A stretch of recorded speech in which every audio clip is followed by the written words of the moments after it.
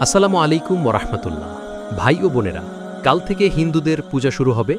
এ সময় আমাদের মুসলমানদের জন্য সবচেয়ে জরুরি বিষয় হল তাওহীদ অটুট রাখা, শিরক থেকে বেঁচে থাকা এবং পরিবারকে হেফাজত করা।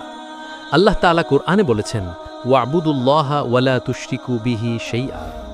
তোমরা আল্লাহর ইবাদত করো এবং তার সাথে কিছুই শরিক করো না। সূরা আন-নিসা ৩৬।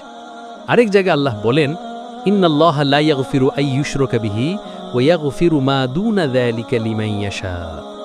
নিশ্চয় আল্লাহ শিরককে ক্ষমা করবেন না, এর বাইরে যাকে ইচ্ছা ক্ষমা করবেন। সূরা আন-নিসা ৪৮। এই আয়াত থেকে আমরা বুঝতে পারি শিরক হলো সবচেয়ে বড় গুনাহ, যা থেকে মুসলমানকে শতভাগ বাঁচতে হবে। রাসূলুল্লাহ সাল্লাল্লাহু আলাইহি ওয়াসাল্লাম বলেছেন, মান তাশাব্বাহা বিকওমিন ফাহুয়া মিনহুম। যে কোনো জাতির অনুকরণ করবে সে তাদের অন্তর্ভুক্ত হবে। সুনান আবু দাউদ হাদিস ৪০৩১।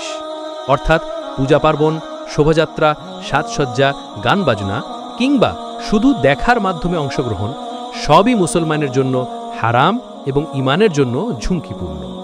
আরেক হাদিসে রাসূল সাল্লাল্লাহু আলাইহি ওয়াসাল্লাম সতর্ক করেছেন, লা তুজামিউল মুশরিকিনা ওয়ালা তাসকুনু মাআহুম। তোমরা মুশরিকদের সাথে মিলবে না, তাদের মতো হবে না। সহিহ মুসলিম। পূজা হলো সরাসরি শিরক ভিত্তিক অনুষ্ঠান। মুসলমানের জন্য এসবের সাথে জড়িত হওয়া মানে আল্লাহর সাথে শরিক করার দরজা খুলে দেওয়া। একজন মুসলিমের পরিচয় হলো সে শুধু আল্লাহর ইবাদত করে। সূরা আল ফুরকান ২৫-৭২। আল্লাহ বলেন, ওয়াল্লাযীনা লা ইয়াশহাদুনা যুরা। রহমানের বান্দারা তারা যারা মিথ্যা কাজে উপস্থিত হয় না। মুফাসসিরগণ বলেন, এর মধ্যে মুশরিকদের উৎসব এবং পূজা পার্বণও অন্তর্ভুক্ত। পূজা পার্বণ থেকে দূরে থাকা ঈমানের দাবি। মুসলমান যদি এসব উৎসবে জড়িয়ে পড়ে তবে তা ঈমান দুর্বল করে দেয়। আমাদের পরিবার ও সন্তানদের এসব পরিবেশ থেকে হেফাজত করতে হবে। করণীয় কি আমাদের? পূজার সময় পরিবারকে কোরআন তিলাওয়াত, নামাজ ও জিকিরে ব্যস্ত রাখা, শিশুদের বোঝানো কেন এগুলো থেকে দূরে থাকা জরুরি, মুসলিম সমাজে দ্বীনের শিক্ষা ছড়িয়ে দেওয়া। ভাই ও বোনেরা, আমরা গর্বিত মুসলমান। আমাদের গৌরব আল্লাহর একত্ববাদে, কোরআন সুন্নাহর আলোতে।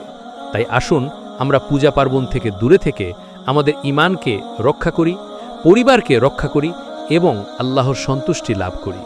আল্লাহ আমাদের সবাইকে শিরক ও কুফরি থেকে হেফাজত করুন। আসসালামু আলাইকুম ওয়া রাহমাতুল্লাহ।